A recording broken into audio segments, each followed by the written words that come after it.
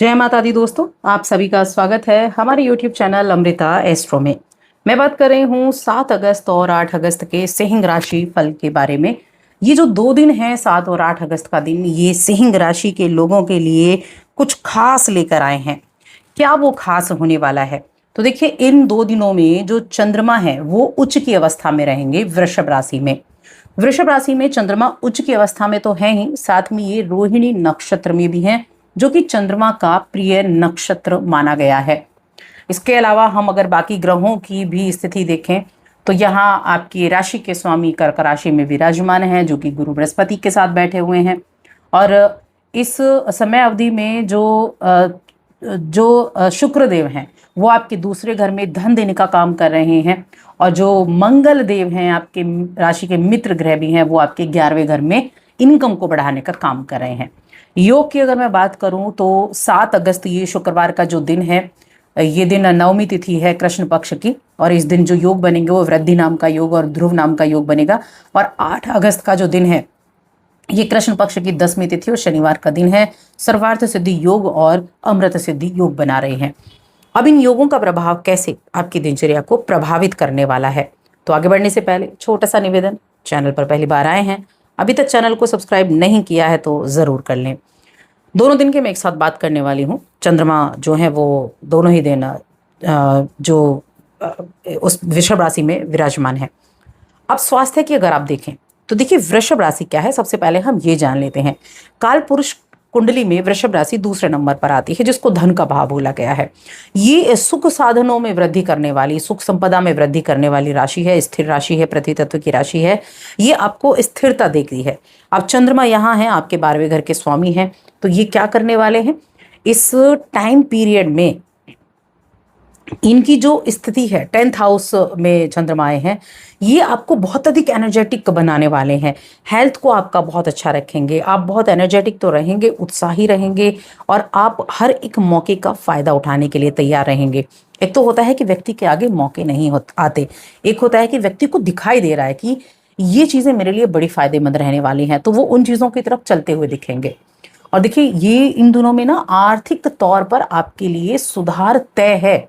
ये चीज़ आप मान के चलिए कि आर्थिक तौर से आपके लिए सुधार तय है, और आपको कोई ऐसी खबर मिल सकती है जो आपका उत्साह को 2 गुना बढ़ा देगी। ये संदेश आपके साथी से भी मिल सकता है, ये संदेश आपके घर के किसी सदस्य से भी मिल सकता है, लेकिन हाँ, आपके उत्साह को कई गुना बढ़ाने वाला ज़रूर है। और जो एक तो होता है ना, लाइफ में बड़ी आपाधापी चल रही होती है, कहीं आपको किसी काम के लिए जाना है, कहीं आपको किसी काम के लिए, कहीं करियर को देखना है, कहीं निजी जीवन को देखना है। इसी आपाधापी के बीच में आप अपने लिए वक्त निकालेंगे उन चीज़ों के लिए जिन कामों को आप करना चाहते हैं, या हम ये कह सकते हैं कि अपने पसंदीदा कामों को कर पाने के लिए आप सक्षम होंगे, और कामयाबी भी आपको प्राप्त हो पाएगी। धन संपत्ति के मामले में ये दिन आपके लिए बहुत उत्तम होने वाले हैं, इनकम को बढ़ाने का काम करेंगे। देखिए, यहाँ पर जो मंगल देव बैठे हैं ना आपके 11वें घर में, मंगल क्या कर रहे हैं, आपको वो एनर्जी दे रहे हैं, आपको वो जो कदम उठाना है आपको उसको उठाने की आपके अंदर एक उत्साह भर रहे हैं कि आप चलिए तो सही, रास्ते तो अपने आप बन जाएंगे, लेकिन आप कोशिश तो कीजिए। इस समय अवधि में ये चीज़ें जो सबसे ज़्यादा इम्पोर्टेंट चीज़ है इन 2 दिनों में, वो ये है कि उन कामों को करना आपके लिए ज़्यादा सुकून देने वाला रहेगा जो आपको दिल से पसंद है। और ये इस समय अवधि में अगर आप बेरोजगार हैं, आपके पास जॉब नहीं है, आपके पास कोई काम नहीं है, तो ये समय आपके लिए खुशखबरी, शुभ समाचार लेकर आ सकता है कार्य क्षेत्र से जुड़ा हुआ। हो सकता है वो काम ना हो जो आप करना चाहते हो, आपने बहुत कुछ दूसरा काम सोचा और ये काम कुछ और निकल आए, लेकिन हाँ, ये आपकी स्थिति में सुधार लेकर जरूर आएगा। इस दौरान आपको अपने आप को आगे बढ़ाने के लिए कुछ अगर ज्ञान की आवश्यकता है, कुछ आपको सीखने की आवश्यकता है, तो उसे सीखिए, उसे अर्जन कीजिए, ज्ञान को अर्जन कीजिए, क्योंकि वो आपको आगे बढ़ा सकता है। अगर आप मीडिया के फील्ड से जुड़े हैं, मनोरंजन के फील्ड से जुड़े हुए हैं, एंटरटेनमेंट से जुड़ा हुआ कोई काम कर रहे हैं, तब भी मैं कहूँगी दोनों दिन बहुत लाभदायक आपके लिए रहेंगे, उत्तम रिजल्ट मैं कहूँगी देने के लिए रहेंगे।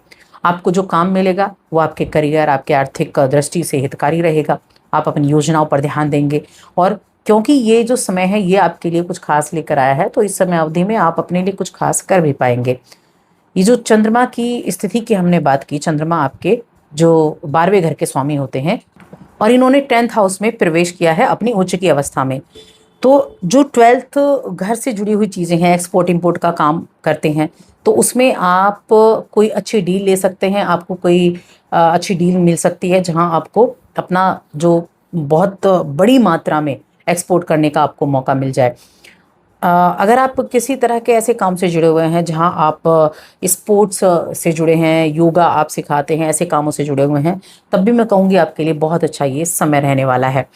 और रिश्तों की बात करें तो देखिए, आप देखेंगे, हो सकता है आपको लग रहा हो कि आपका पार्टनर थोड़ा खोया खोया नज़र आता है, तो उनके बारे में सोच विचार आपके लिए ज़्यादा भी रहने वाला है कि आप अपनी फैमिली के बारे में सोचना, अपने पार्टनर के बारे में ज़्यादा सोच विचार करेंगे और साथ में अपने पार्टनर की स्थिति को भी आप देखेंगे कि किस तरह से आपको उनके साथ रिएक्ट करना है, किस तरह से आपको उनके साथ बातें करनी है। वैसे बहुत अच्छा है ये समय, शादीशुदा ज़िंदगी में खास दिनों में से एक है, प्रेम की गहराई का अनुभव कर पाएंगे और वैवाहिक जीवन में भी ये खास दिनों में से एक है।